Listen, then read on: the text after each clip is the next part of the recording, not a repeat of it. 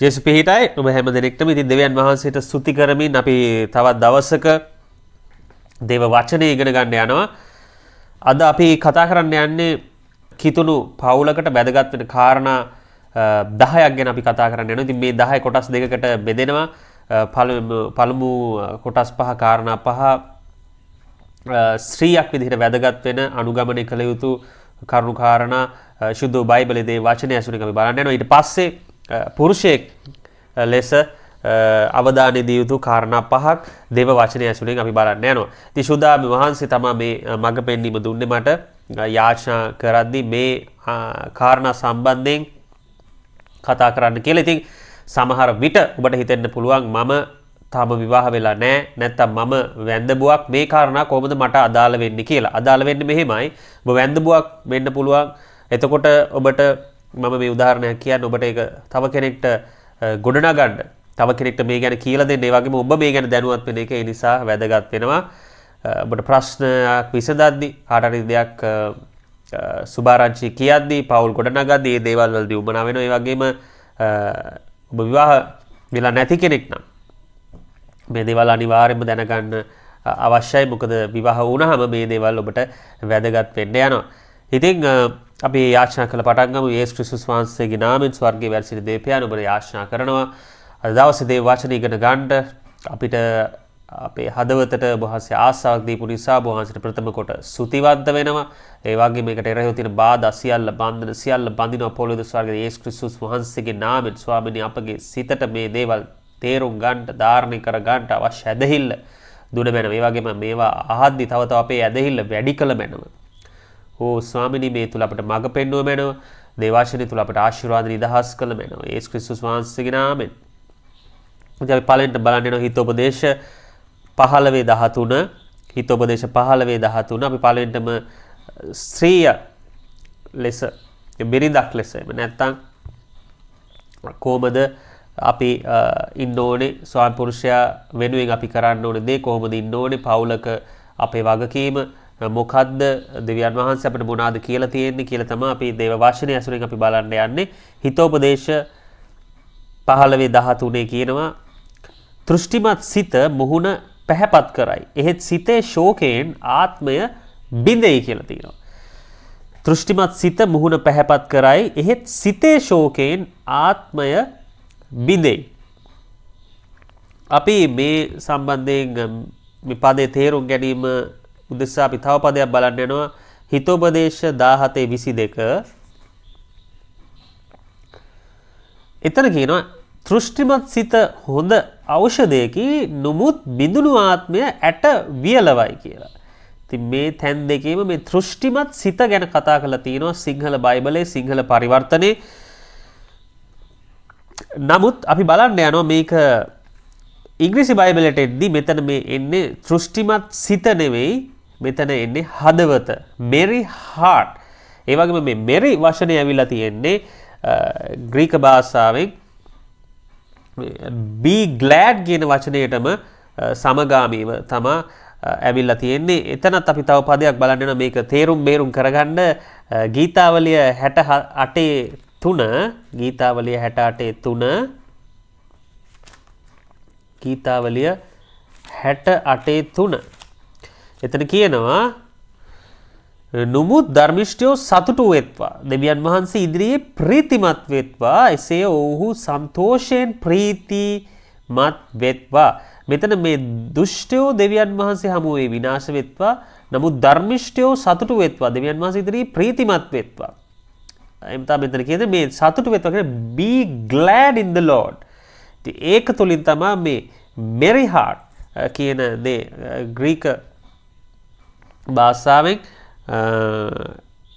ඇවිල්ලා තියෙන්නේ. ඉතින් එතකොට මෙතන මේ merry heart කියන වචනේ අපි දාගන්න ඕනේ. එතකොට මේ හිතෝපදේශ 15:13 මෙතන හදවත කියන එක, දෘෂ්ටිමත් සිත කියන එක නෙවෙයි සිත ගැන නෙවෙයි මෙතන කතා කරන්නේ හදවත ගැන. තමයි මෙතන කතා කරන්නේ. ඒතර පරිවර්තනයේ පොඩි දෝෂයක් මෙතන අපිට දැන් ඔන්න එළිදරව් වෙනවා. ඒක අපි හදා ගන්න ඕනේ. ඉතින් එහෙම තමයි සුද්ධ බයිබලයේ අපි ආසාවක් උනන්දුවක් පිපාසයක් ඇතුව ගැඹුරට අධ්‍යයනය කරනකොට අපිට මේ දේවල් එළිදරව් වෙනවා. ඉතින් මම නැවත මම පෙළගෙන ඉන්නවා ගීතාවලිය 68 3 තමයි ඔබට එක පැහැදිලි කරන්න කිව්වේ. එතන be glad කියලා තියෙනවා කියලා. ඉතින් මේ be glad කියන එක තුලින් තමයි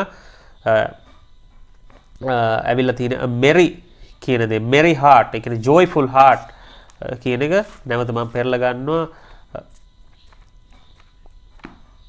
හිතෝපදේශ 15:13ට අපි නැවත එනවා.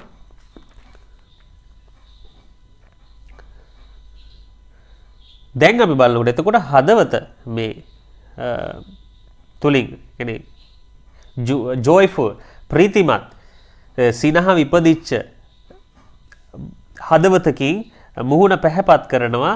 එසේ හදවත ශෝකයෙන් එහෙත් ඒ හදවතේ ශෝකය තිබුණොත් ආත්මය බිඳෙනවා. අන්න එහෙම තමයි දැන් ඒතුළ කියතේ. එතකොට මොකද්ද මෙතන ස්ත්‍රියට නැත්තම් බිරිඳට මෙතන මේ දේ වචනේ දැන් අපිට දරවන ඔන්න මොනවාද මෙතන කියලා තියෙන්නේ කියලා අපිට එළිදරව් වෙනවා.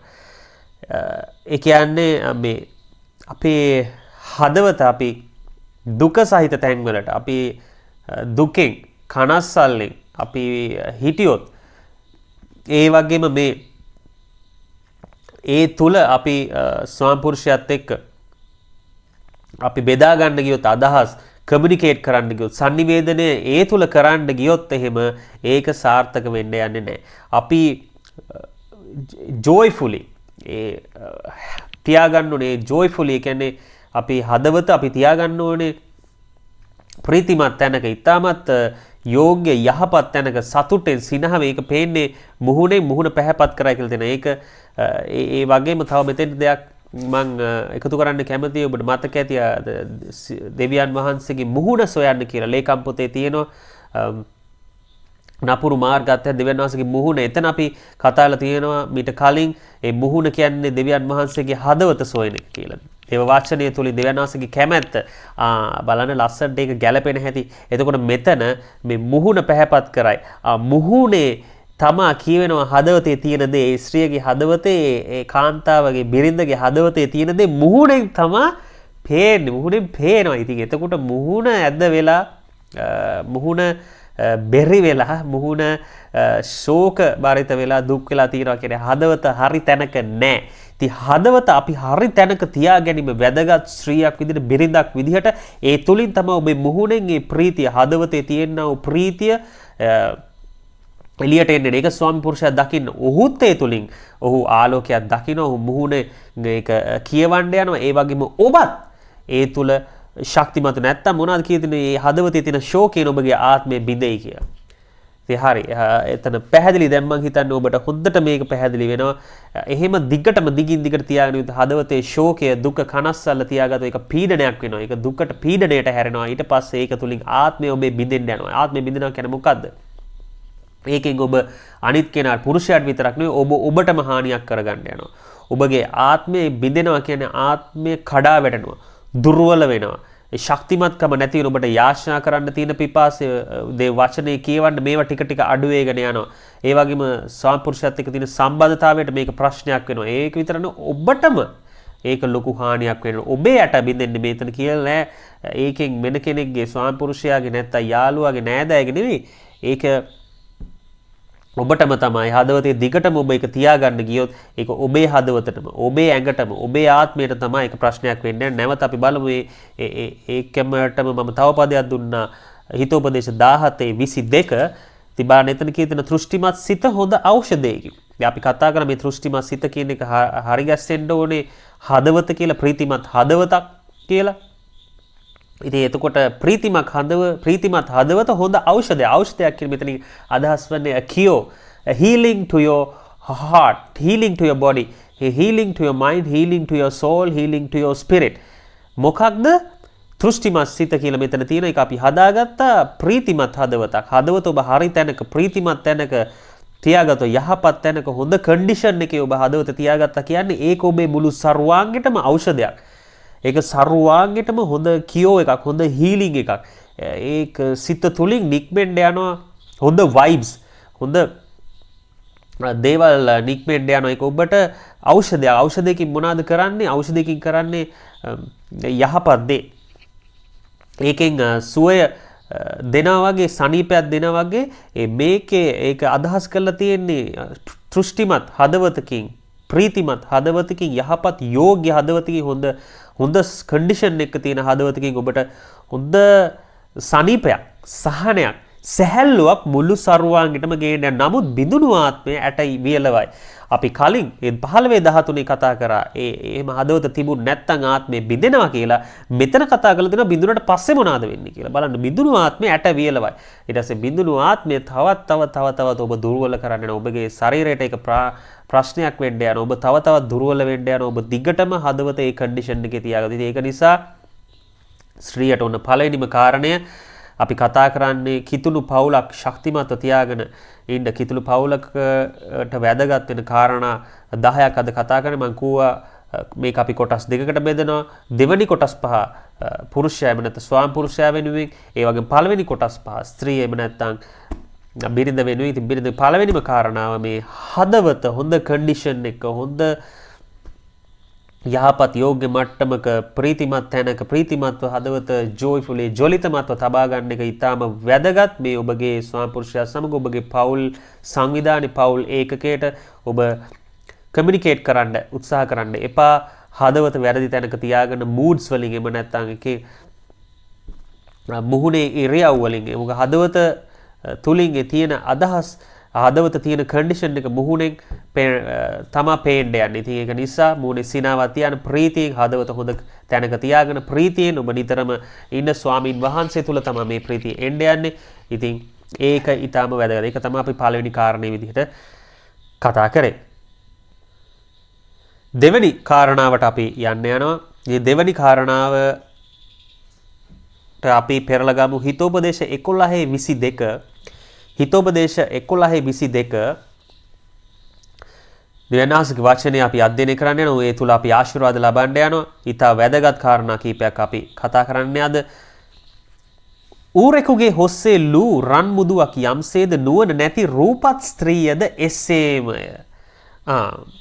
ඉතින් මෙතන අපි ඉස්සල්ලාම අපි පදය අපි निराකරණය කරගෙන ඉන්න ඕනේ. අපි තේරුම බලන්න කලින් හොඳට පදේ අධ්‍යයනය කරලා පදේ කියවලා ඒ වචනේ තුල අපි ඒක ධාරණය කරගන්න උත්සාහ කරන්න ඕන. අපි වැඩි දුර අධ්‍යයනය කරන්න යන්න කලින් මෙතන කියලා තියෙන ඌරක හොස්සේ කියන හොම්බේ ලූ කියන්නේ දැමු රන් මුදුවක් රත්තරන් වගේලු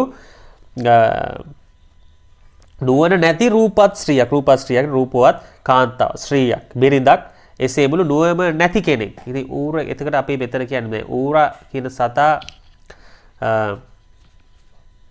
ගොඩක් බයිබලයේ සුද්ධ බයිබලයේ දේ වචනේ අශුද්ධ දේ අපවිත්‍ර දේ ඒ කියන්නේ වැඩක් නැති දේ නිෂ්ඵල දේ පෙන්වන්න තමයි පාවිච්චි කරලා තියෙන්නේ. ඉතින් මේ ඒ වගේ මෙතනත් කියන ඒ වගේලු එතනට දාපු රත්තරන් දෙයක් වගේලු ඒ නිෂ්ඵල වැඩක් නැති ජරා ජීර්ණ ඒ කියන්නේ අශුද්ධ අපවිත්‍ර දෙයකට දාපු රත්තරන් කියන්නේ ඉතින් වටින දෙයක්. ඒක අපි දන්නවා. වටිනවා කියලා බොහෝ දෙනෙක් සලකන දෙයක්. ඉතින් එහෙම අර අපවිත්‍ර දෙයකට දාපු රත්තරන් වගේලු නුවණ නැති රූපස්ත්‍රියක්, නුවණ නැති ලස්සන කාන්තාවක්, ලස්සන බිරිඳක්. ඉතින් අපි මෙතන ඔන්න දැන් රහස් තමයි අපි මෙතන දැනගන්න ඕනේ රූපය නිෂ්ඵල බව මෙතන කීරවත් කියන්නේ නැහැ. ඉතින් මෙතන ගොඩක් දෙනෙට ඉන්ටර්ප්‍රිට් කරන්න පුළුවන් වැරදියට මේක මේ පරිවර්තනය කරද්දි ගොඩක් අය මේ වගේ දේවල් පෙරලනවා. ඉතින් ඒක නිසා අපි බොහොම කල්පනාකාරී වෙන්න ඕනේ, සූක්ෂම වෙන්න ඕනේ. දේ වචනේ තේරුම් ගද්දි මෙතන කීරවත් කියලා නැහැ රූපය නිෂ්ඵලයි කියලා. ඒ කියන්නේ ලස්සන කාන්තාවකට එක දෙවියන් වහන්සේම තමයි දීලා තියෙන්නේ. ඒක දෙන්නේ දෙවියන් වහන්සේගෙන්මයි ඒ රූපය එන්නේ. ඉතින් ඒක දෙවියන් වහන්සේ මෙතන හැලු කරලා බාල්දු කරලා නැහැ දේ වචනේ. ඒක අපිත් නොකල යුතුයි කිසිම අවස්ථාවක. එහෙම මෙතන කීරවත් කියලා නැහැ. රූපස්ත්‍රිය එසේම කියන්නේ නුවණ නැති වුණොත් බලන්න නුවණ නැති වුණොත් තමයි ඒ රූපයෙන් ඒ තිබෙන්නා වූ ලස්සනෙන් අලංකාරයෙන් වැඩක් නැහැ කියලා කියන්නේ. ඒක අපි පැහැදිලිව මෙතන තේරුම් ගන්න ඕනේ. ඉතින් එතකොට මොනවාද මෙතන කියලා තියෙන්නේ? රූපය තියෙනවනේ ඔබ ලස්සන නම් ඔබ රූපේ තියෙනවා නම් ඔබ ඒකට ආසයි ඔබ ලස්සනට ඉන්න කැමති දෙවියන් වහන්සේම තමයි ඒක දීලා තියෙන්නේ. නමුත් ඒක අර්ථවත් වෙන්නේ ඔබට නුවණ තිබුණොත්. ඒ වගේම දේ වචනේ කියන නුවණ ප්‍රඥාවට එන්න යන්නේ කොහොමද? දෙවියන් වහන්සේට බය වීම තුලින්. ඒක අපි දැනගන්න. ඒතකොට ශ්‍රීය දෙවියන් වහන්සේට බය වීම තුලින් තමයි මේ ප්‍රඥාව නුවණ වැඩි ලබා ගන්න පුළුවන්. ඒ වගේම ශ්‍රීය කොච්චර ලස්සන වුණත් වැඩක් නැහැ. ඒක වැඩක් නැහැ කියලා තියෙනවා. නුවණ නැත්තම්. ඉතින් ඒක නිසා නුවණ ඔබ ප්‍රඥාව ලබා ගැනීම පෞල් ජීවිතයේදී ඉතාම වැදගත්. ඒක වැදගත් කාරණයක්. ජීව වචනයට අනුව දේව වචනේ කියන දේ කරොත් ඒක වරදින්නේ නැහැ. ඉතින් ඒක නිසා ඔබ දැනගන්න ඕනේ ඔබට නුවණ තියෙන්න ඕනේ. ඉතින් නුවණ ඉල්ලගන්නේ කොහොමද? මම කිව්වා දෙවියන් වහන්සේගෙන්. ඔබ දෙවියන් වහන්සේට බය වෙන්න දේව වචනේ කියවන්නේ යාචනා කරන ඔබ වහන්සේගේ උන්වහන්සේගේ පාද පාමුල ඔබ කාලය ගත කරන්න මෙවැනි වචන අධ්‍යයනය කරන්න මෙනෙහි කරද්දි ඔබට ඒ ප්‍රඥාවේ නුවණ එන්න යනවා. ඉතින් ඒක ඔබට විතරක් නෙමෙයි ඔබේ පවුලට, ඔබේ දරුවන්ට සියල්ලටම ප්‍රයෝජනවත් වෙන්න යනවා. ඒකගේ මේ පාඩමේ මුලදී මම කිව්වා වගේ ඔබ පවුලකට සම්බන්ධ නැත්නම් ඔබ වැන්දබුවක් වෙන්න පුළුවන්. එහෙම කෙනෙක් නම් ඒ වගේම ඔබ විවාහ වෙන්න බලාපොරොත්තු තාම විවාහ වෙලා නැහැ ඔබ. එහෙම කෙනෙක් නම් ඔබට මේක සේවයේදී වැදගත් වෙනවා. ඔබට තව කාටට ගෙනිට කියලා දෙන්න. ඔබට ලෝකයේ තේරුම් ගන්න මේ සත්‍යතාවයේ තේරුම්ගෙන ඒ තුළ ඔබට නිදහස් වෙන්න පුළුවන්. ඒ සත්‍යතාවය දැනගත්තා මේක තව කෙනෙක්ට ගුරුහරුකම් දෙන්න පුළුවන්. ඔබට කියලා දෙන්න පුළුවන් මෙන්න මේකයි වෙන්න ඕනි කියලා. ඉතින් එතකොට අපි බැලුවේ හිතෝපදේශ 11:22 එතන මම පැහැදිලි කරා ලස්සන වෙනවා වගේම රූපය අපි ලස්සනට තියාගන්නවා වගේ ලස්සනට අපි ඇඳලා කරලා ඉන්නවා වගේම මේ නුවණ ලබා ගැනීම නුවණ තුළ ජීවත් වීම ප්‍රඥාවන්තව කටයුතු කිරීම ස්ත්‍රියකට ඊටාම වැදගත් බිරිඳකට ඊටාම වැදගත් මේක පවුලට ප්‍රයෝජනවත් වෙන්න යනවා ස්වාමි පුරුෂයාටත් ඒ ප්‍රයෝජනවත් වෙන්න යනවා ඒක නිසා ස්ත්‍රියක් විදිහට මේ නුවණ ලබා ගැනීම ප්‍රඥාව දෙවියන් වහන්සේගෙන් ලබා ගැනීම ඊටාම වැදගත් ඒක තමයි දෙවෙනි කාරණේ අපි යනවා තුන්වෙනි කාරණයට අපි පෙරලා ගමු උප්පත්ති 2:24 උප්පත්ති 2:24 මේ කාරණා ටික ගැඹුරු සත්‍යතාවයක් තියෙන. ඇත්තට මේක මීට කලින් මට කියවලා තිබුණා මම දැනගෙන අහලා කරලා තිබුණා. ගොඩක් මේ ගැන පාඩම් මම ඉගෙනගෙන තියෙනවා. නමුත් මට මේක එලිදරව් නැහැ. නමුත් මේ පාඩම අද කරද්දී උන්වහන්සේ විශේෂ දෙයක් එලිදරව් කරා. මේක සූදානම් වෙද්දී ඔබ වෙනුවෙන් මෙතන තියෙන එබැවින් පුරුෂ තෙමේ තබාගේ පියාද මව්ද අත්හැර තම භාර්යාවට ඇලුම් වන්නේය. ඔහු එක්ක මාංශයක් වන්නෝය කියලා මෙතන තියෙනවා. ඉතින් මේ විවාහ වීම දෙවියන් වහන්සේගේ concept එකක් බිරිඳ සස්වාම පුරුෂ මේ දෙදෙනා එකතු වීම විවාහය මේක දෙවියන් වහන්සේගේ සැලැස් මේක තමයි දෙවියන් වහන්සේ කැමැත්ත. ඉතින් දෙවියන් වහන්සේ පුරුෂයා ස්ත්‍රී දෙන්නම බැවුවේ. ඉතින් මේ උදෙසා ඉතින් නමුත් මෙතන මේ බලන්න මේ පදේ තියෙනවා එබැවින් පුරුෂ අපි මේක දැනගෙන හිටියා පුරුෂයා මේ දෙන්න විවාහ වෙන්නේ මම කලින් කිව්වා ඒ වගේම ඔහු මේ එක මාංශයක් වෙන එක. නමුත් මේ 24 පටන් ගන්න දෙන එබැවින් පුරුෂ තෙමේ තමාගේ පියාද මව්ද අත්හැර. දැන් මෙතන ස්ත්‍රිය පියාද මව්ද අත්හරින්නේ නැද්ද? අත්හරිනවනේ. නමුත් මෙතන සඳහන් කරලා තියෙන්නේ පුරුෂ තෙමේ තමාගේ පියාද මව්ද. එතකොට දෙවියන් වහන්සේ මෙතන හැම පදයකම හැම දේව වචනයකම හැම වාක්‍යෙම හැම දේවානුභාවයෙන් ලියලා තියෙනවා කියලා තියෙනවා මේ ලියවිල්ල. එතකොට අපිට එකක්වත් අයින් කරන්න අලුත් කරන්න ඇඩ් කරලා වෙනස් කරන්න බෑ. වසර ගියා කියලා අදටත් මේ දේව වචනය එසේමයි ඒක පහ වෙන්නේ නැහැ. ඒ වගේම ඒක සදාකල් දේව වචනේ වෙනස් වෙන්නේ නැහැ කියලා තියෙනවා. ඒ වගේ මෙතන මේ පුරුෂ තෙමේ පුරුෂයා තමාගේ පියාද මව්ද ඇතහැරෙන එක විශේෂ කරලා ලියලා තියෙනවා. ඒත් ස්ත්‍රිය එන්නේ නැහැ කියලා එක කියලා නැහැ. ස්ත්‍රිය බිරිඳත් එයත් එන්නේ මේ විදිහටම තමයි. මව්පියා අතහැරලා. නමුත් මෙතන පුරුෂ තෙමේ. එතකොට මෙතන දෙවියන් වහන්සේ නැවතත් මොකද්ද මෙතන කරලා තියෙන්නේ පුරුෂයා ක්‍රිස්තුස් වහන්සේ සභාව හිසව සිටින වගේම මෙතන පුරුෂයා පවුල් එකකේ හිසව සිටින එක මෙතන නැවත හයිලයිට් කරලා තියෙනවා. මෙතන නැවත උන්වහන්සේ උලුප්පලා දීලා තියෙනවා මේ පදේනේ බලන්න. හරි අලංකාරයි. එතන තියෙන ගැඹුරු සත්‍යතාවයේ රහස. එතකොට උන්වහන්සේ මෙතන කියලා තියෙන පුරුෂ තෙමේ තමාගේ පියාද මව්ද අත්හැර තම භාර්යාවට ඇලුම් වෙනවා කියලා. ඉතින් ඒ කියන්නේ මේ ස්ත්‍රියට උන්වහන්සේ මේ බිරිඳ ළඟට එන්නේ පුරුෂයා හිස වෙන්න එනවා. නමුත් එන්නේ මව පියා අතහැරලා මේ විවාහයට ලොකු කැපවීමක් ලොකු පූජාවීමක් කරන්න මේ කන්සෙප්ට් එකම තමයි යේසුස් ක්‍රිස්තුස් වහන්සේ කරන සභාව වෙනුවෙන් ඇදහිලිවන්ත වෙනුවෙන් තමන්ගේ මනාලි වෙනුවෙන් ලොකු කැපවීමක් ලොකු පූජාවීමක් වුණා උන්වහන්සේ ජීවිතේ දුන්නා. ඒතකොට ඒ වගේ තමා මෙතන පදෙත් කියලා තියෙන්නේ පුරුෂයා එකම කරලා තියෙන පුරුෂයා එක කරලා තමයි ඔබ ළඟට ඉන්නේ. එතකොට මොකද්ද මෙතන කියන්නේ?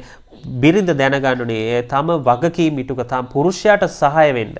මොකද ඔහු එන්නේ සම්පූර්ණ ලොකු කැපකිරීමකින් පූජා වීමකින් ක්‍රිස්තුස් වහන්සේ ක්‍රාසයෙන්. එතකොට මනාලි විදිහට එහෙම නැත්නම් ස්ත්‍රී එහෙම නැත්නම් බිරිඳ ඒ කැපකොට පූජා කොට මව පියා අතහැර ඔබට එක මාංශයක් වෙන්න එන්නා වූ කෙනාට ඔබ සහාය වෙන්න ඕන. ඔබගේ වගකීම් තේරුම් අරගෙන ඒ වගකීම් ඉෂ්ට සිද්ධ කරන්න ඕනේ. කවුරු වෙනුවෙන්ද? පුරුෂයා වෙනුවෙන්. ඒ වගේම ඔබේම පවුල වෙනුවෙන්. ඒ වගේම ඔබ වෙනුවෙන්. මේ ඔක්කොම එකට ක්‍රියා කරන්න තියෙන නිසා මේ දේ ඔබ තේරුම් අරගෙන දෙවියන් වහන්සේ දාපු සැලැස්ම කන්සෙප්ට් එක ඒ ආකාරයේ මෙතඩ් එක වෙනස් වෙන්නේ. ඒක එදාටත් එහෙමයි, අදටත් එහෙමයි, හෙටටත් එහෙමයි. ඉතින් පවුල් එකකේ ප්‍රධානියා පුරුෂයා, සභාවේ ප්‍රධානියා ක්‍රිස්තුස් වහන්සේ වගේ. ඒක මෙතන නැවත උනාසේ උලුප්පලා ඒක වෙනමම කියලා තියෙන. ඉතින් මේ පදේ ඉතින් එතකොට අපි තේරුම් ගන්න ඕන දේ මෙතන බිරිඳක් විදිහට, ස්ත්‍රියක් විදිහට මේ පුරුෂයාට යටත් වෙලා වහලෙක් වෙන එක නෙවෙයි. නමුත් පුරුෂයාට ප්‍රේමය තුල මේ පුරුෂයා එන්නා වූ කාරණ තුළ ඔබට එක මාංශයක් වෙන්නේ. පියා මව්ද අතහැර එන්නේ විවාහ වෙන්නේ ඔබත් එක්ක එක මාංශයක් එකට ගමනක් යන්න. එක මාංශයක් විදිහට ගමනක් යන්න. එකට එකාසේ ගමනක් යන්න. ඉතින් එතකොට ඔබත් එක තේරුම් අරගෙන ඔබේ වගකීම් ඒ පුරුෂයා වෙනුවෙන්ද පවුල වෙනුවෙන්ද ඉෂ්ට සිද්ධ කිරීම වගේ මේ පුරුෂයාට සහාය වීම ඉස්සරහට යන්න ඉතා වැදගත්. ඒක තමයි මෙතන කියන්නේ. ඉතින් අපි තුන්වෙනි කාරණේ බැලුවේ. අපි යනවා හතරවෙනි කාරණේ බලන්න. හිතෝපදේශ 31:23 හිතෝපදේශ 31:23 ඇගේ පුරුෂයා දේශයේ වැඩිමහල්ලන් සමග දොරටුවල ඉඳගන්නා කල සලකනු ලබන්නේ. කවුද මේ ඈ කියලා මෙතන සඳහන් කරලා තියෙන්නේ? මේක හොයාගන්න යන්න ඕනේ 31 පරිච්ඡේදයේ මේ 10 ඉඳලා තමයි මේ පරිච්ඡේදේ පටන් ගන්න. 31:10 ඉඳලා පටන් ගන්නවා මේ කොටස. මේ පරිච්ඡේදයේ දෙවෙනි කොටස. පළවෙනි කොටස තියෙන රජ කෙනෙකුට අවවාද. දෙවෙනි කොටස තියෙන්නේ ගුණවන්ත ස්ත්‍රී කියලා. එතකොට අපිට ලියදරව වෙනවා මේ ගුණවන්ත ස්ත්‍රී තමයි මෙතන මේ 23 වෙනි පදේ කියන ඈ කියලා සඳහන් කරන කෙනා.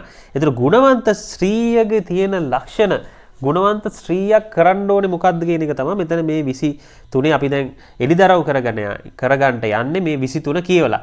ඒ ගුණවන්ත ස්ත්‍රියගේ පුරුෂයා දේශේ වැඩිමහල්ලන් සමග වැඩිමහල්ලන් කියන්නේ සුදු බයිබලයේ දේ වචනේ සඳහන් කරේ හැමෝම ගරු කරන චර්ච් එකේ වෙන්න පුළුවන් සභාවේ දේශයේ මේ හැමෝම ගරු කරන ඉහළ තනතුරු දරන ඉහළ ස්ථානවල ඉන්න නායකත්වයේ දරන මේ වගේ අය තමයි වැඩිමහල්ලන් කියලා කියන්නේ. ඉතින් මේ ඇත් එක්ක දොරටුවල ඉඳ ගන්න කල සලකනු ලබන්නේ කියලා තමයි මෙතන කියලා තියෙන්නේ. ඉතින් එතකොට මොකක්ද මේ ගුණවන්ත ස්ත්‍රිය මේ මෙහෙම කරනවා නම් කරන්න ඕනේ නම් මොකක්ද කරන්න ඕනේ? මේ අය මේ දේශයේ දොරටුවල ඉඳ ගන්නවා කියන්නේ ප්‍රසිද්ධ ස්ථානවලනේ. ඒ වගේ ස්ථානවලට යද්දි ඒ වගේ ස්ථානවල ඉන්න නම් තමන්ගේ පුරුෂයා ඒවා තමන් කැමති නම් ඉදිරියට යන්න ඉහළට යන්න ගරු නම්බු නාම රබන්න ඒ තුල ඔහු විතරක් නෙමෙයි තමනුත් ඒක ලබන්න යනවා. ඒ ගෞරවය ලබන්න යනවා. ඉතින් ඒ උසස් වීමට යන්න නම් ඔහු ඒක දිගටම එතන ඒක පවත්වාගෙන යන්න නම් මොනවාද කරන්න ඕනේ? ප්‍රසිද්ධිය ඔබත් ඒ ගොන්නට එකතු වෙලා එයත් එක්කම ඔබ ගරුත්වය ඒ අවශ්‍ය ඒ ලැබිය යුතු ඒ ඩිසර්ව්ඩ් රෙස්පෙක්ට් එක ඒ ගෞරවය ඔබ දිය යුතුයි.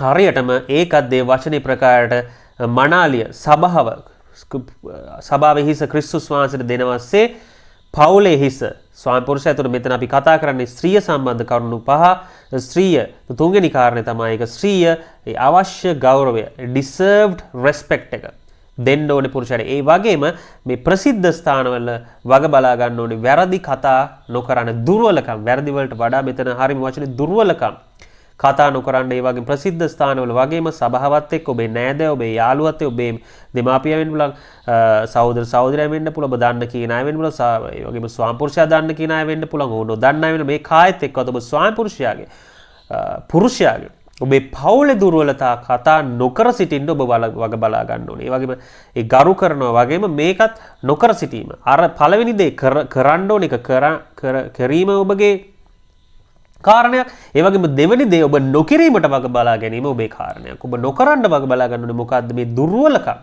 පුරුෂයාගේ ස්වාම පුරුෂයාගේ ඔබ කතා නොකර සිටින්න. මොකද මන්ද එහෙම කරොත් මේ පදේ වෙන්න යන්නේ නැහැ. ඇගේ පුරුෂ දේශයේ වැඩිමහල් සමග දොරටුවල ඉඳ ගන්නා කල සලකනු ලබන්නේ මේ සැලකීම ඔහුට එන්නේ නැහැ කියන ඔබට එන්නේත් නැහැ. ඔබට ඔහුට දෙන්නට වෙන්නේ නැහැ කියන ඔබේ පවුලට එන්නේ නැහැ. ඉතින් අපි මුලින් කතා කළා වගේ උපස්ථිත පොතේ මේක ඔබ එකමාංශයක් කියලා කතා කරා මේ පවුල එකයි. පුරුෂයා මව ස්ත්‍රී අතැල්ලා ඔබ ළඟට එන්නේ මේ පවුලක් එකට මාංශයක් එකට ගමනක් කියන්නේ. ඒකට ඔහුට සැලකීම ගෞරවය උසස් ස්ථානවල ඉඳගන්නේ නැහැ. ඔහු ඉහළට ඉදිරියට යන්නේ නැහැ කියන්නේ ඔබත් ඉහළට ඉදිරියට යන්න යන්නේ නැහැ. ඉතින් ඔබ මේක තේරුම් අරගෙන ඔබ ඒ ගරු සරු ඇතිව ජීවත් වීම ගරුත්වය ලැබිය යුතු ගරුත්වය දීම ඒ වගේම ඔබ ඔහුගේ කිසිම දුර්වලතාවයක් කතා නොකර සිටීමට වග බලා ගැනීම. ඒකෙන් කියන්නේ කිසිම හැම දෙම ඔළුවේ තියාගෙන හැම දෙම දන්නේ නැහැ වගේ ඉන්නේ හැම දෙම කතා නොකර සිටීම නේ. ඒක ඔහුත් එක්ක කතා කරන්න පුළුවන්. මොකද ඔබ සමාජයත් එක්ක නෙවෙයි ජීවත් වෙන ඔබ පාරේ නෙවෙයි ඔබ ඉන්නේ ඔබ සහෝදර සහෝදරයන් එක්ක නෙවෙයි ඔබ ඉන්නේ ඔබේ ස්වාම පුරුෂයාත් එක්ක තමයි ඔබ වැඩිපුර කාලය ගත කරන්නේ. එතකොට අපි ඔබට ඕන තරම් කාලය තියෙනවා ඔහුට ඒ දුර්වලතා පෙන්නලා දෙන්න ඒ අඩුපාඩු කතා කරගන්න ඔබට ඔහුත් සමග. ඉතින් ඒක තමයි අපි කතා කරේ හිතෝපදේශ 31:23. අපි ඊළඟට යනවා හිතෝපදේශ 27.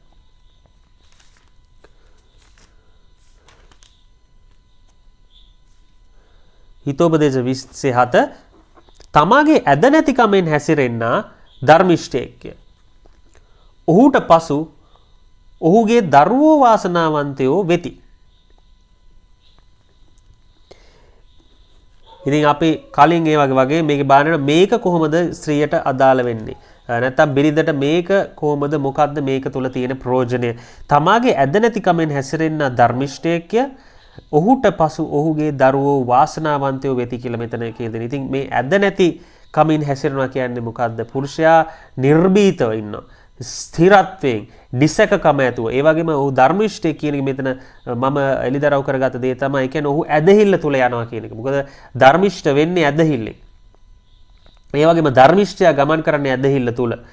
ඉතින් ඒක නිසා මෙතන මේ කියන්නේ මේ ඇදහිල්ලෙන් ගමන් කරන ස්වාම පුරුෂයෙක් ඔබට ඉන්නවද? ඔබ ඒකට ස්තුතිවන්ත වෙන්න ඕන. ඔහු ධර්මිෂ්ඨයෙක්. ඔහු ඇද නැතිකමේ හැසිරෙනවා කියන ඔහු නිර්භීතව ඔහු ස්ථිරකමක් ඇතුව ස්වාමීන් වහන්සේ නිසකකමක් ඇතුව යනවද?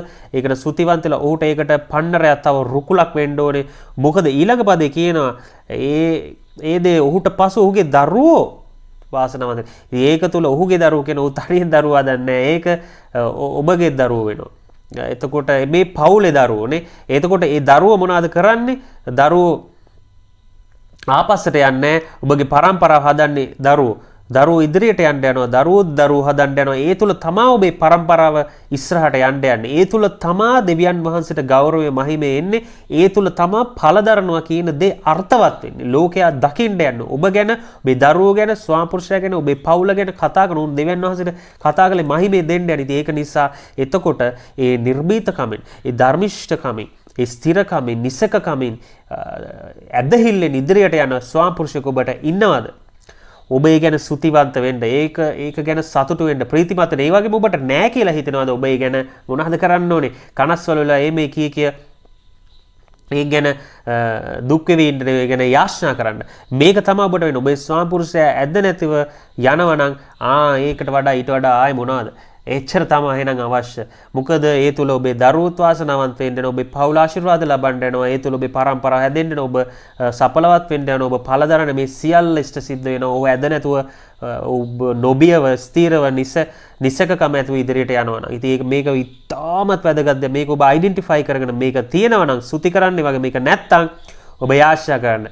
ඔබ ඉල්ලන්න, ඔබ ස්වාමින් වහන්සේ ඉල්ලන්න මේක දෙන්න කියලා. මේ ඇදහිල්ලේ ස්වාමිපුරුෂයෙක් ඔබට දෙන්න කියලා ඔබ ඉල්ලන්න ඒක ඉදා වැදගත්. ඒක තමයි පස්වෙනි කාරණය අපි අද බැලුවේ හිතෝපදේශ 20 වෙනි පදේ. ඉතින් අපි කාරණා පහක් කතා කරා ස්ත්‍රිය බිරිඳ සම්බන්ධයෙන්. දැන් ඇති වගේ හිතනවා ඇති ස්ත්‍රීවරුන්ට බිරිඳවරුන්ට ඇති දැන් අපිට දැන් නැද්ද පුරුෂයන්ට ස්වාමිපුරුෂයාට කොටසක් නැද්ද කියලා නැතිනවා. ඒගොල්ලන්ට තමයි හිතන්නේ අමාරුම ටික තියෙන්නේ. කියන්නේ අපිට ඉතින් අපි ඒ ටික තමයි දැන් බලන්නේ. මේ කරුණු කාරණා මම කලින් කිව්වා වගේ ඔබ මේක අදාළ නැහැ කියලා හිතන්න එපා. ඔබට පැහැදිලිව ඔබට අදාළ වෙන්න යන ස්වාමීන් වහන්සේ අදාළ නැති දේවල් උගන්වන්න මම පොළඹවන්නේ නැහැ. සුදාමාසේ ඒ දේවල් වලට යොමු කරන්නේ නැහැ. උන්වහන්සේ පැහැදිලිවම හදවතේ මම යාචනා කරන මේ සතියේ බයිබල් අධ්‍යයනයේ මොනවාද මම කරන්නේ මොකක් සම්බන්ධ උන්වහන්සේ මේ දේ තමයි පෙන්වුවේ. වගේම මේ කරුණු කාරණා මේ බයිබල් පද සියල්ල උන්වහන්සේ මාව ගයිඩ් කරා ප්‍රොම්ප්ට් කරා මේ දේවල් හොයාගෙන මේවා ගැන කතා කරන. ඇත්තටම මම මේ දේවල් මීට කලින් ඉවේ ගොඩාක් බයිබල් මේ අද තියෙන බයිබල් පද වලින් ඇත්තටම 10ක් තියෙනවා 9ක් විතර මම කලින් අහලා කරලා තිබුණේ නැහැ. අහලා තිබුණත් මේ වගේ ගැඹුරු හරියට මේ වගේ තේරුම් දැනගෙන තිබුණේ නැහැ. ඉතින් අද තමයි මේවා මම මේ අධ්‍යයනය තුලම මම මේ දේවල් දැනගත්තේ. ඉතින් අපි දැන් බලන්න හිතෝපදේශ 15 එක මුරුදු උත්තරයකින් කෝපය පහ වේ. එහෙත් කර්කශ වචනයකින් තරහ හටගනී. මුරුදු උත්තරයක්. මුරුදු පිළිතුරක්. ඒ කියන්නේ මුරුදු උත්තරයක් මුරුදු පිළිතුර. මුරුදු කියන්නේ අපි මොකද්ද අපි ගොඩක් මේක කලින් අපි බලලා තියෙනවා මේ මුරුදු වචන කියන්නේ යටහත් කම. එතකොට යටහත් කමේ සරල වචනයක් ගැන මෙතන කියන්නේ සරල වචනයකින් මොනවද වෙන්නේ එතකොට කෝපය පහ වෙනවලු. ඒ කියන්නේ තරහ මොනවා හරි තරහ යන දෙයක් වුණාද කෝපය පහ වෙනවලු මුරුදු වචනයකින්. ඉතින් ඒ වගේම ඊළඟට කියනවා මේ කර්කශ වචනයකින් කර්කශ කියන්නේ මොකද මේක ඉංග්‍රීසි පාරවතනේ මම බැලුවා මේ harsh කියලා තියෙනවා. ඒ කියන්නේ කර්කශ තරහ නපුරු නොහොඹිනා නුරුස්සන මේ වගේ දෙයක්. එහෙම නැත්නම් අපිට කියන්න පුළුවන් එකට එක කියන වගේ දෙයක්. ඉතින් ඒ වගේ දෙයකින් මොනවාද වෙන්නේ තරහ හටගෙන. ඉතින් ගොඩක් වෙලාවට ස්වාම පුරුෂයා අතින් වෙන දේ තමයි පුරුෂයා අතින් ගොඩක් වෙලාවට ඔහු ආධිපත්‍ය ඔහුට දී තිබෙන නිසාම ඔහුට ලැබිලා තියෙන නිසාම ඔහු පුරුෂයා නිසාම ඔහුගේ පිරිමිකම නිසාම ඒ වගේම ඔහුට සභාවක මුලසුන වගේ මේ පවුලේ මුලසුන දෙවියන් වහන්සේ දී තිබෙන නිසාම ඒක ඇඩ්වාන්ටේජ් එකක් කරන සමහර වෙලාවට ටිකක් තදින් කතා කරන්න පෙළඹෙනවා. ඒ වගේම කර්කශ දෙයක් නේ harsh වචන. අනේ මුරුදුකම නැතුව ටිකක් තද වචන පාවිච්චි කරන්න පෙළඹෙනවා. නමුත් මෙතන එහෙම කරොත් මොකද්ද වෙන්නේ කියලා ඔන්න දේ වචනේ කියනවා. එහෙම වුණොත් කෝපය පහ වෙන්නේ නැහැ. මෙතන එහෙම නැති වුණොත් තමයි කෝපය පහ වෙනවා කියලා තියෙන්නේ. කෝපය පහ වෙන්නේ නැහැ. කෝපය හැමම තියෙන්න යනවා. ඔබගෙත් බිරිඳගෙත්. ඒ වගේම ඊළඟට මොකද්ද වෙන්නේ? මේ එහෙම වචන තද වචන කර්කශ වචන ඔබ පාවිච්චි කරොත් තරහ හට ගන්නවලු. අන්න එන්න ඒක වෙන නිසා ඔබ මොකද්ද කරන්නේ? මුරුදු පිළිතුරු දෙන්න ඕනේ. එහෙම නැත්නම් තරහ හට ගන්නවා කියන්නේ ඊට පස්සේ ඔබ දන්නවා ලේසි වෙන්න යන්නේ නැහැ. තරහ හට ගන්නවා කියන්නේ තරහ තුලින් වේදනාවල් මේක රණ්ඩුසර වලට යනවා, මේක දිග්ගැස්සෙන්න යනවා. ඊට පස්සේ ඔබේ ආත්මය කැළඹෙනවා. ඔබ ඊට පස්සේ මේ ගැන දුක් වෙනවා. ඊට පස්සේ අර ආයමත් පළවෙනි පද ඔබටත් අදාළ වෙන්න පුරුෂයෙක් විදිහට ඔබටත් අදාළ වෙන්න යනවා බිරිඳට වගේම.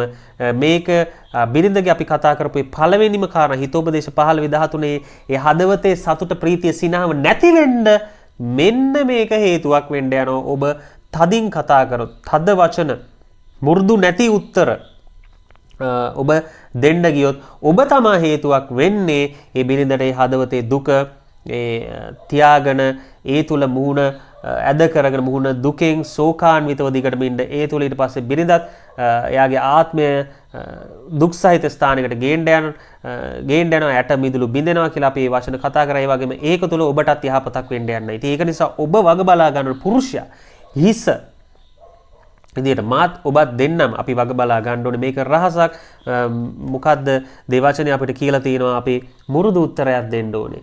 ඊටමත් පහත් යටහත්කමේ උත්තරයි සරල උත්තරයකින් ඔබ කන්වර්සේෂන් එක ඉවර කරන්න පටන් ගන්න. එහෙම නැත්නම් මැදින් ඔබට දෙයක් කියන්න තියෙනවා, ඔබට මොන හරි ගැටලුවක් තියෙනවා නම් ඔබ දකිනවා නම් දුර්වලකමක් ඔබ දකිනවා නම් ඔබට ඕන විදිහට මේ වැඩේ වෙන්නේ නැහැ කියලා ඔබට පාවිච්චි කරන්න පුළුවන් තද වචනයක් නැතුව සරල වචන. එහෙම නැත්නම් ඔබට ඒක විහිළුවකින් තහලුවකින් ඔබට ජෝක් එකක් විදිහට ඒක කරන්න පුළුවන්. ඉතින් මාත් මේක ගොඩක් වෙලාට කරනවා.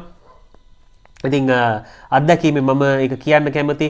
ඒක පවුලකට ඉතා වටිනවා. මොකද තරහකින් තද දෙයකින් ඒක කරනවට වඩා ඔබ විහිළුවෙන් තහලුවෙන් ඔබ ඒක සරලව මුරුදුකම යටහත්කම ඇතුව ඔබ වැදගත් ඔබ බිරිඳ වුණත් ඔබ එළියට යනවා වගේම ඔබ තමන්ගේ බිරිඳ වුණත් හැම වෙලෙම ස්තුතිවන්ත වෙන එක thank you. බොහොම ස්තුතියි මට මේ දේ කරාට ඒ කියන දේ. ඒ වගේම නැත්තම් sorry මට සමා වෙන්න. ඒ කියන දේ ඔබ අගය කිරීම ඔබ උසස් කොට සැලකීම ඔබ උතුම් කොට සැලකීම ඒක තමයි ප්‍රේමයේ ක්‍රියාවට දානවා කියන ඉතින් ඒක ඊටාම වැදගත්. ඒක තුල ඔබ ජය ගන්න යනවා. ඒක තුල පරාජය වෙන්න යන්නේ නැහැ. ඉතින් ඒවා තමයි මුරුදු පිළිතුරු. ඒවා තමයි මුරුදු උත්තර යටහත් උත්තර. ඒ වගේම මොන හරි ප්‍රශ්නයක් ගැටලුවකාරී තත්ත්වයක් තියෙනවා නම් ඔබ ඒකට තව ඔබ තදින් උත්තර දෙන්න ගියොත් ඒ ගැටලුවකාරී තත්ත්වය තව වැඩි වෙලා මොනවද මේ වචනේ කියන්නේ තරහ හට ගන්නවලු. ඒ තරහ හට ගන්නවා කියන්නේ තරහ තුලින් රණ්ඩු සරුවල් ඇති වෙන්නේ නැහැ. ඒක නිසා හැම වෙලේ මේ වගේ දෙයක් ඔබට අයිඩෙන්ටිෆයි වෙනවා නම් ඔබට තේරෙනවා නම් මේ යන විදිය හරි නෑ කියලා ඔබ ටක් ගාලා ඔබ මැදින් දෙන උත්තරේ තද දරුණු කර්කශ උත්තර දෙන්න යන්න එපා.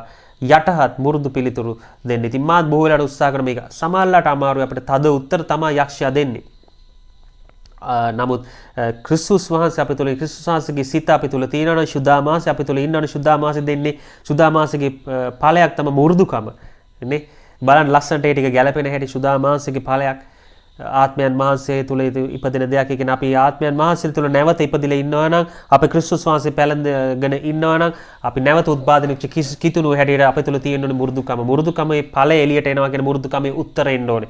එතකොට අපි යටහත් පහත් දෙයකින් අපි මේ දෙයක් පටන් ගද්දි දෙයක් අවසානයේදී දෙයක් මැදදී අපි දෙයක් එකතු කරනවා නම් අපි බිරිඳට එහෙම තමයි කතා කරන්නේ. ඉතින් මේක තුල මමත් අත්දැකීමෙන් මම කලින් කිව්වා වගේම බොහෝ ජය ලැබලා තිනවා මේක මොකද දෙවියන් වහන්සේගේ වචනය නිසා. ඉතින් වචනය ක්‍රියාවට දානවා කියන්නේ මෙන්න මේ දේ. ඒ ක්‍රියාවට දැමීම තුළ ඒකට ජීවනය තියෙනවා. මොනවාද ඒ ජීවනය?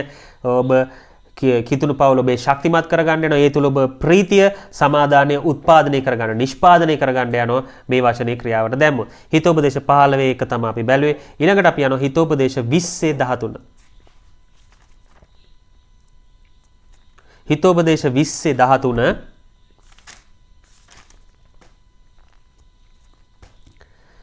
නුඹ දිලිඳු නොවන පිණිස නින්දට ඇලුම් නොවන්න. නුඹේ ඇස් ඇර සිටින්න එවිට නුඹ කෑමෙන් තෘප්තියට පැමිණෙන්නේ. ඉතින් මට මේ පද බලාගෙන යද්දි මට මේක පුරුෂයාගේ පැත්තට මේක ස්වාම පුරුෂයාගේ පැත්තට එකතු කරන්න මට හිතුණා. මොකද මම ඊට පස්සේ මේක ආත්මයන් වහන්සේ තුල මේ පාඩම සූදානම් කර යද්දි දෙවියන් වහන්සේ පෙන්නපු දේ තමයි ගොඩක් ලාට පුරුෂයෝ පුරුද්දක් විදිහට කරන දෙයක් තමයි ඕනාට පමණට වඩා නින්දට කාලෙදී පමණට වඩා නිදා ගැනීම.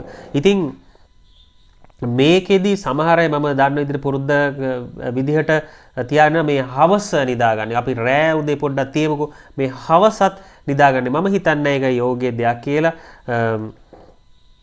හවස ලොකු කාලයක්. ඒ කියන්නේ දවස ඇතුළත දවසේ එළිය තියෙන වෙලාවේ ඩේ ටයිම් එකේ ඩියුරින් ඩේ ටයිම් මේ නින්දට ලොකු පැය 3-4ක් දෙන එක. මේක තුල මොනවාද මෙතන මේ වචනේ කියන්නේ? ඔබ දිලිඳු නොවන පිරිස නින්දට ඇලුම් නොවන. ඒක තුල දිලිඳු වෙනවා කියන්නේ ඔබ භෞතිකවත් ඔබ දිලිඳු වෙන්න යනවා. ඔබ ආත්මිකවත් දිලිඳු වෙන්න යනවා. ඔබ නින්දට මේ වගේ හවසත් ඔබ ලොකු කාලයක් දෙන්න. මම හිතන්නේ මහාන්සි වෙලා ඔබ වත්තේ පිටි වැඩ කරලා ඔබ දේශනා කළා හරි ඔබ දේශනා කහලා හරි ඔබට ලොකු මහන්සියක් තේට්ටුවක් දැනෙනවා. ඔබ පැය භාගයක් පැයක් ඔබ වෙහෙස නිවා ගැනීම ඒක වෙනමයි. නමුත් ඔබ පුරුද්දක් ඔබ හරියටම 3ට 3:00ට 4ට ඔබ නිදා ගන්න පුරුද්දක් ඔබ කරනවා නම් මම හිතන්නේ ඒක මේ දේශනාව මේ පණිවිඩය තුල මේ බයිබල් අධ්‍යයනය තුල ඔබ වෙනස් කරගන්න කාලය හරි. මොකද දේ වචනේ කියලා තියෙනවා නුඹ දිලිඳු නොවන පිණිස නින්දට ඇලුම් නොවන්න. නුඹේ ඇස් ඇර සිටින්න එවිට නුඹ කෑමෙන් තෘප්තියටපත් වෙනවා කියලා. ඒ වගේම හවස වගේම මම කතා කරන්නේ මේ කලිනුත් රෑ නිදලා උදේමත් තව දවල් 12ක වෙනකන් ඔබ නිදා ගන්නවා නම් ඒකත් යෝග්‍ය හරි ක්‍රමයක් නෙවෙයි. ඉතින් මේ දේවල් තුල ඔබමයි ඔබව හානි කරගන්න ඔබ විනාශයටපත් කරන ඔබ දිලිඳු ආත්මික වගේම භෞතික දිලිඳු භාවයට ඔබ එන්න යන්නේ. ඔබට සමහරලාට තේරු සමහර හවස වගේ එන නිදිමත ගොඩක් ලාට එන්නේ ලොකු වෙලාවකට තියෙන. ඔබ විනාඩි 5-10ක් ඒක නැති කරගත්ත ඔබ මොකක් හරි වැඩකට ඔබ යොමු වුණොත් එහෙම ඔබට ඊට පස්සේ ආයේ නිදිමත නැති වෙලා යනවා.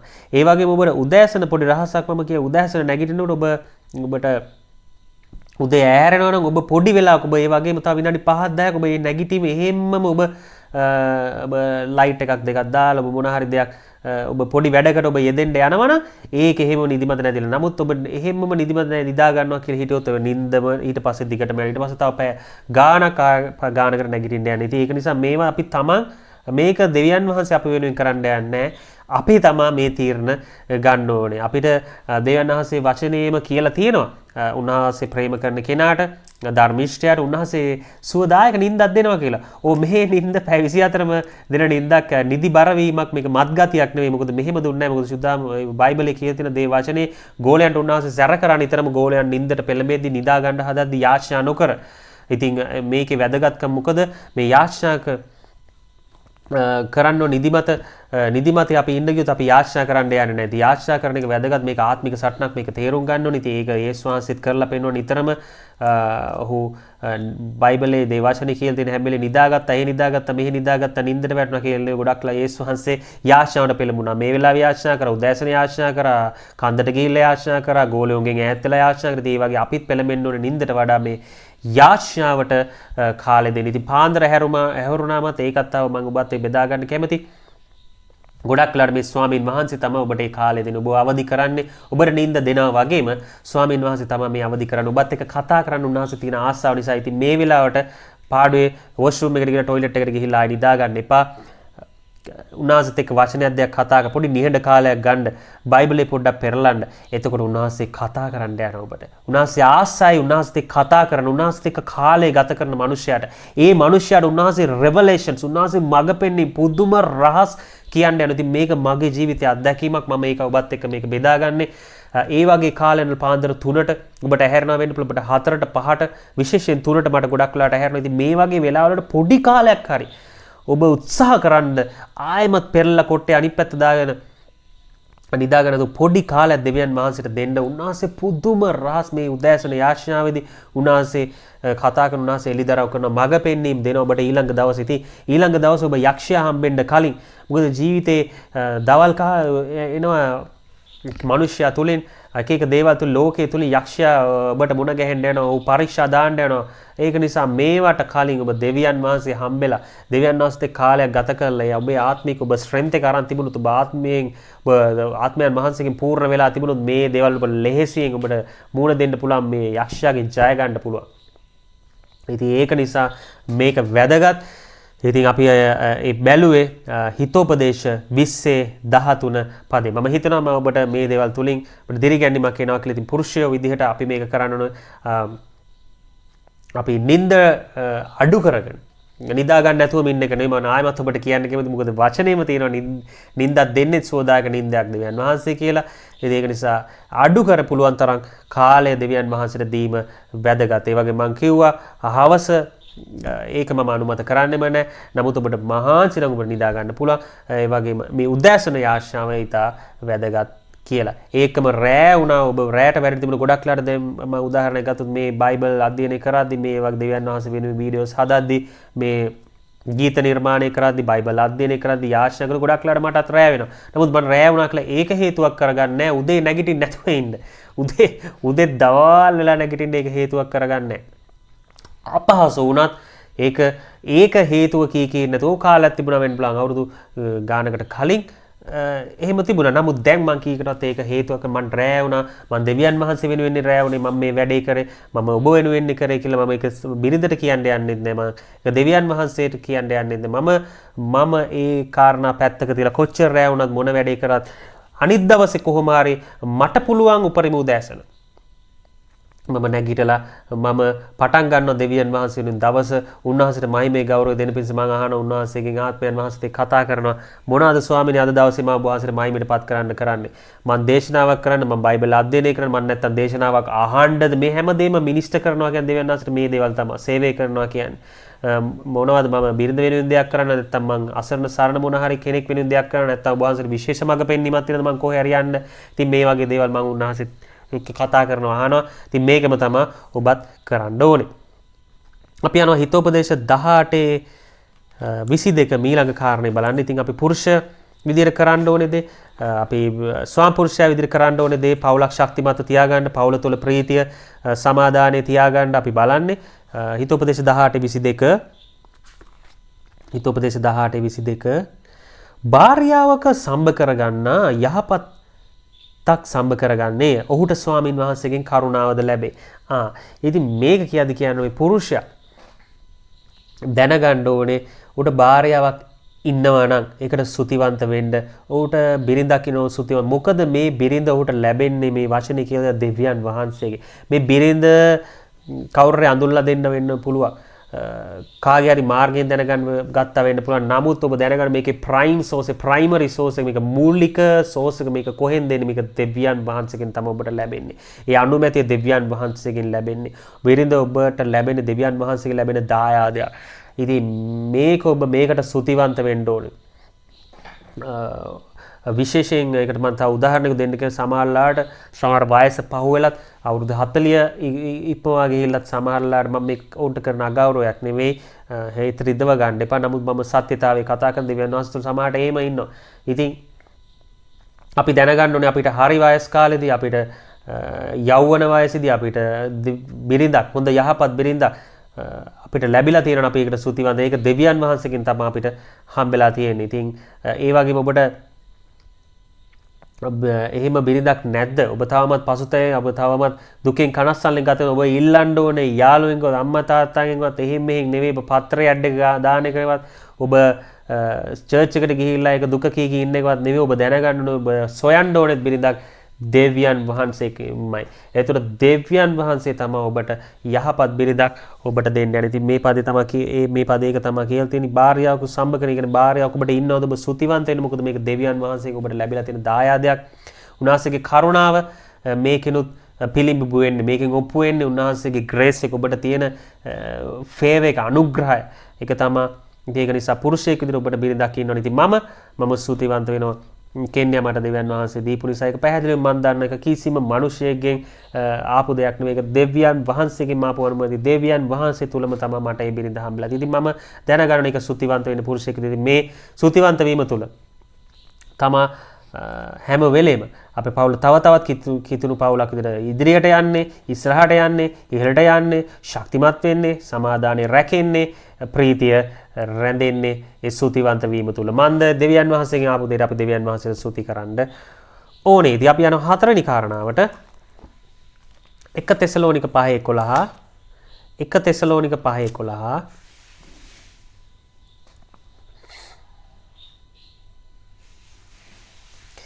එබැවින් නුඹලා කරන්නාක් මෙන් එකිනෙකාට අවවාද කොට එකිනෙකා වර්ධනය කරගනිල්ලා.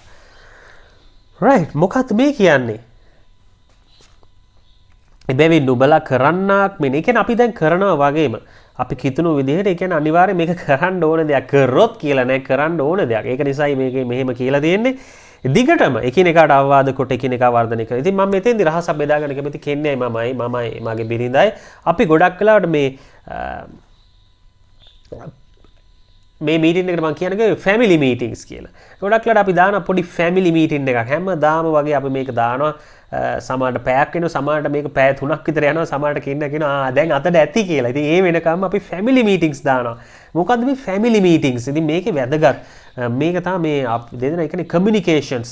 අපි දෙන්න මේක ඉතා වැදගත් පවුලකට. අපි එන්නගේ sannivedana අදහස් සුවමාරු කරගන්නවා. අපි ප්‍රශ්න ගැන කතා කරනවා. චර්ච් එකේ චර්ච් ෆැමිලි එක ගැන කතා කරනවා. ඇදහිලිවන්තයෝ ගැන කතා කරනවා. අපේම ඇදහිල්ල ගැන, අපි අද ඉගෙන ගත්ත දේ ගැන, ඊයේ ඉගෙන ගත්ත දේ ගැන, හෙට මොනවද අපි කරන්න යන්නේ, ඒ වගේම අපේ අත්දැකීම්, අද මොනවද මට හම්බෙච්ච අත්දැකීම්, මට මොනවද අද වැරදුනේ, මට මේක වැරදුනා, මට මේක හැබැයි හරි ගියා, අන්න මේ දේවල් සියල්ල අපි බෙදා මේ ෆැමිලි මීටින් එකේදී මේව බෙදාගෙන. ඉතින් මේක තමයි මෙතන කියලා තියෙන්නේ. එකිනෙකාට අවවාද කොට එකිනෙකා වර්ධනය කරගනින්න. ඉතින් මේ දේවල් බෙදාගෙන මම දන්න දෙයක් මම බෙදා ගන්නවා කෙනෙක්ත් එක්ක. මම බිරිඳට මම කියනවා මේ දේවල් තමයි මගේ අත්දැකීම්. මේවා තුල මට මේක හරි ගියා. ඔයත් මට කියලා දුන්න දේ නිසා මට මේක යහපතට හැරෙනවා. මට මේක කරගන්න පුළුවන් වුණා. ඔයා කිව්වේ නැත්තම් මට මේක කරන්න වෙන්නේ. ඉතින් ඔයාගේ ප්‍රශ්න මෙතෙන්දි වැදගත් වුණා. ඉතින් මේ වගේ දේවල් මම බෙදා. ඉතින් එයත් මට ඒ අත්දැකීම් බෙදා ගන්නවා. ප්‍රශ්න දන්නේ නැති දේ බෙදාගෙන. ඉතින් මේ වගේ පුරුෂයෙක් විදිහට ඔබ කර යුතු දේ තමයි මම මේ කියන්නේ. ඔබ පුරුෂයෙක් නම් එතකොට ඔබ කරන්න ඕනේ ඔබ බිරිඳට ඔබ කාලය දෙන්න. ඔබ බිසි, ඔබ කාර්ය බහුලයි, ඔබට අද වැඩ ගොඩාක් තිබුණා. ඒක නිසා කාලය දෙන්න උනේ නැහැ කියලා ඔබ හිටියොත් පාඩු වෙන්න යන්නේ ඔබටමයි, ඔබේ බිරිඳටමයි, ඔබේ පවුලටමයි. ඔබ ඉදිරියට යන්න යන්නේ, ඔබ වර්ධනය වෙන්න යන්නේ, ඔබේ සමාදානයේ දවසක් දෙකක් රැඳේ. නමුත් ඒක ඒකාකාරීව එක තියෙන්න යන්නේ. ඔබේ ප්‍රීතිය ඔබේ තියෙන්න යන්නේ. ඒකට යක්ෂයාට පහර ගහන්න පුළුවන්, මොකද ඔබේ කමියුනිකේෂන් එක නැති නිසා. ඒක නිසා මේක වැදගත්. ඔබ මේන්ටේන් කරගන්න ඕන. ඔබ දිග්ගටම ඔබ පවත්වාගෙන යන්න ඕනේ මේ සම්බන්ධතාවය. පුරුෂයෙක් විදිහට ඒක වැදගත්. මොකද ඔබ තමා තීරණ ගන්න. ඔබ තමා පවුලේ හිස. ක්‍රිස්තුස් වහන්සේ තමා සභාව හිස. උන්වහන්සේ තමා සභාවට ගයිඩ් කරන සුදාමාසේ කරන කොටගෙන ඒ වගේ ඔබ ආත්මයන් වහන්සේ ඔබ යාචනාවෙන් ඉන්නා වගේ, ඔබ බයිබලයේ කියනා වගේ, ඔබ ඔබේ රාජකාරී කරනවා වගේ, ඔබගේ සේවය කරනවා වගේ, ඔබ බිරිඳට ඔබගේ පවුලට ඔබ කාලය දෙන්න ඕනේ. ඔබ කමියුනිකේට් කරන්න ඕනේ. නිතරම අදහස් හුවමාරු කරගන්න ඕනේ. මේකෙන් කියන්නේ අදහස් කියන එකම විතරක් නෙවෙයි. අදහස් හුවමාරු කර ගැනීම ඉතා වැදගත්. ඒ කියන්නේ අදහස් බෙදා ගැනීම. ඔබ ඔබගේ අදහස් කියනවා, ඔබ ඒ වගේම ඔබ බිරිඳගේ අදහස් ලබා ගන්න. මේ දෙකම එක්කාසු කරලා තමයි ඔබට පවුලක් ඉදිරියට යන්න. ඉතින් මේක ඉදා වැදගත්. මේක තමයි 1 තෙසලෝනික 5:11 කියන්නේ. ඉතින් ඒකේ මොනවාද වෙන්නේ? ආවාද කොට එකිනෙකාට වර්ධනය කර එකිනෙකා වර්ධනය වෙනවා කියලා. ඉතින් මේක ඉතා වැදගත්. ඒකට හතරවෙනි කාරණේ පුරුෂයෙක් විදියට පවුලේ ඔබ වැදගත්. ඔබ කරන්න ඕනේ දේ අදහස් බෙදා ගන්න ඕනේ. ඔබ කාලය දෙන්න ඕනේ බිරිඳට. ඔබ පවුලට කාලය දෙන්න ඕනේ. කමියුනිකේෂන් කියන දේ, sannivedanaya ඉතා වැදගත්. හැමදාම මේක කරන්න. දවසක් දෙකක් කරන්න එපා. සතියට දවසක් දෙකක්, පැයක් දෙකක් තියාගන්න. හැමදාම පැයක් මම අනුමත කරන්නේ ඔබට යෝජනා කරන්නේ පැයකමාරක් දෙකක් ඔබ මේ සඳහා දෙන්න. එපිස 5:25 තමයි අවසාන කාරණේ සහ වැදගත්ම කාරණේ මම හිතන්නේ අද දවසේ කතා කරන්න යන කාරණාවල. ඉතින් පුරුෂයා සම්බන්ධ දේවල්, ස්වාම පුරුෂයා සම්බන්ධ දේවල් වලින් අපි මේ කතා කරන්න යන්නේ එපිස 5:25. පුරුෂයනි, ක්‍රිස්තුස් වහන්සේ සභාවට ප්‍රේම කොට ඈ උදෙසා තමන්ම පාවා දුන්නාක් මෙන්ම නුඹලාත් නුඹලාගේ භාර්යාවන්ට ප්‍රේම කරපල්ලා කියලා තියෙනවා. ඉතින් මේ ගැන මම ගොඩාක් අද දවසෙත් කතා කරා. මේක ඔබත් අහලා ඇති. සභාවේ හිස, සභාවේ පුරුෂයා ක්‍රිස්තුස් වහන්සේ. එතකොට මෙතන කියන ඈ උදෙසා, ඒ කියන්නේ සභාව උදෙසා පාවා දුන්නාක් මේ මොකද්ද පාවා දුන්නේ? උන්වහන්සේගේ ශරීරය, උන්වහන්සේගේ සුවය, උන්වහන්සේගේ ශරීරය, උන්වහන්සේගේ ලේ, උන්වහන්සේගේ ජීවිතය උන්වහන්සේ පාවා දුන්නානේ. උන්වහන්සේ ඒ දේ පූජා කරේ. උන්වහන්සේ අපි වෙනුවෙන්, සභාව වෙනුවෙන්, ඇදහිලිවන්තය වෙනුවෙන්, උන්වහන්සේගේ මනාලිය තමා සභාව ඒ වෙනුවෙන්. එතකොට පුරුෂයාට කියලා දෙන පුරුෂයනි, ඒ උන්වහන්සේ කරාසේම නුඹලත් නුඹලාගේ භාර්යාවන්ට ප්‍රේම කරපල්ලා. රයිට්, මෙතන රහස තමයි මම ඔබට කියන්නේ. ප්‍රේමේ ගොඩක් ලාට අපි වරද්ද ගන්න තැන පුරුෂය විදිහට ගොඩක් පුරුෂයන් ස්වාමි පුරුෂයා මේ ප්‍රේමේ බලාපොරොත්තු වෙනවා. ඒක සමහර දේවල් එහෙම නැති වුණ ගමන් ටක් ගාලා හිතට ඉදව ගන්න. ගොඩාක් ලාට බලාපොරොත්තු වෙන බිරිඳගෙන්, ලෝකයෙන් වගේම, තම උදව් කරන කෙනාගෙන් වගේම, යහළුවන්ගෙන් වගේම, නෑදෑයන්ගෙන් වගේම බිරිඳගෙනුත් ඔබ ප්‍රේමය බලාපොරොත්තු වෙනවා. මේක නෙවෙයි ඔබ කළ යුත්තේ. ප්‍රේම කිරීම, බලාපොරොත්තු වීම තුල නෙවෙයි ඔබ ජය ගන්න යන්නේ. ප්‍රේමේ බලාපොරොත්තු වීම නෙවෙයි, ප්‍රේම කිරීම තුල තමයි ඔබ ජය ගන්න යන්නේ. ඔබේ පවුල් එකක ඉස්සරහට යන්න යන්නේ. ඔබේ පවුල කිතුණු විදිහට වර්ධනය වෙන්න යන්නේ. ඔබ ඉදිරියටත් ඉහළටත් යන්න යන්නේ. ඔබ සමාදානයේ ප්‍රීතිය රැකෙන්න යන්නේ. මේක තව තව වැඩි වර්ධනය වෙන්න යන්නේ. ඔබ ප්‍රේම කරන්නා වූ තරමට. ඔබ ප්‍රේමේ බලාපොරොත්තු වෙන්නා වූ තරමනේ. ඔබ ප්‍රේම කරන්න ඔබේ බිරිඳ තව ඔබට ලං වෙන්න යනවා. ඇයත් ප්‍රේමයෙන් පිරෙන්න යනවා. ඒ වගේම ඔබ ඇයගෙන් බලාපොරොත්තු වෙන දේවල් සියල්ල කෙරෙන්න යනවා. ඒ වගේම මේ අපි ක්‍රියාවට දාන්නේ මොකද්ද? ජීවනයේ ඇත්තව ක්‍රිස්තුස් වහන්සේගේ වචනය. ඒ කියන්නේ ක්‍රිස්තුස් වහන්සේම තමයි අපි මේ පිළිබිඹු කරන්න යන්නේ, ප්‍රේම කරනවා කියන්නේ. ඒක දිගින් දිගටම ඔබ කළ යුත්තේ අවස්ථාව, වාතාවරණය කුමක් වුවත්, කෙසේ වුවත් ඔබ දිගටම නිරන්තරයෙන් ප්‍රේම කිරීම. ඉතින් මේකෙදි මම පැහැදිලිවම කියන්න ඕනේ, හැම වෙලෙම ක්‍රිස්තුස් වහන්සේට ප්‍රේම කරන්න බැරි අවස්ථාවක් තිබුණේ. අපි පෞකාරව සිටියේ. ලෝකේ පාපයට වැටිලා. නමුත් උන්වහන්සේ අපේ උදෙසා උන්වහන්සේම පාවා දුන්නා. නේ, උන්වහන්සේ කුරුසයට ගියා, ලේ වැගිරුවා, උන්වහන්සේ පූජා වුණා.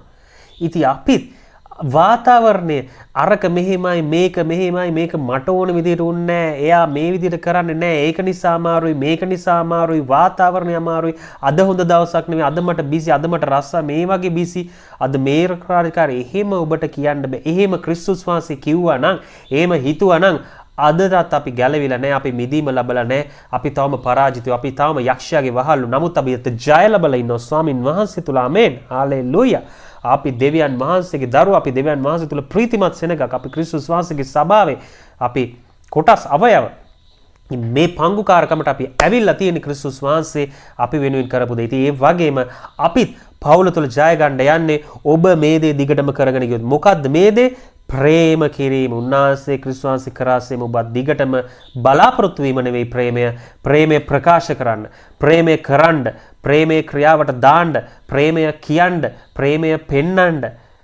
අන්න ඒ දේ තමයි ඉතින් ඔබ කරන්න ඕනේ. ඉතින් ඒ දේ තුල ඔබ ජය ගන්න යනවා. ඉතින් අපි කතා කරේ අද ස්ත්‍රියක් විදිහට, බිරිඳක් විදිහට වැදගත් කාරණා, ඒ වගේම පුරුෂයෙක් විදිහට, ස්වාම පුරුෂයෙක් විදිහට වැදගත් කාරණා මේ තුල මේ දේ වචනය ඇතුලින් අපි කතා කරේ. ඉතින් මේවා ක්‍රියාවට දාන්න මේක ඔබ මෙනෙහි කරලා ඔබ මේ දේවල් ඔබ ජීවිතේ ඇප්ලයි කරන්න ඔබ මේ තුල ජය ගන්න යනවා. ආශිර්වාද ලබන්න යනවා ස්වාමින් වහන්සේ තුල. ඉතින් අද දවසේ මේ දේවල් එලිදරව් කරපු නිසා අපිට මේ පාඩමට උන්වහන්සේ අනුග්‍රහය දීපු නිසා අපි සියල්ලට ස්තුතිවන්ත වෙමු. ඒ තුල අපි ආශිර්වාද ලබන්න යනවා නිසැකවම ස්ථීරවම ඇදහිල්ලෙන් ඉස්සරහට යන්න ප්‍රේම කරන්න. ප්‍රේමය තමයි වැදගත්ම වටිනම දේ. ඔබට ජේසු පිහිටයි.